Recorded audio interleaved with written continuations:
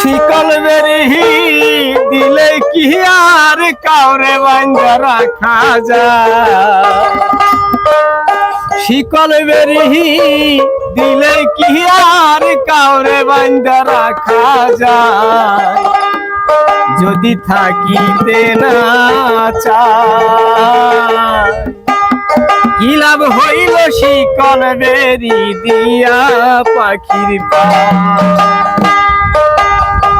শিকল বেরি দিলে কি আর কাউরে বান্ধা রাখা যায়? যদি থাকিতে না চায় কি লাভ হইল শিকল বেরি দিয়া পাখির পা?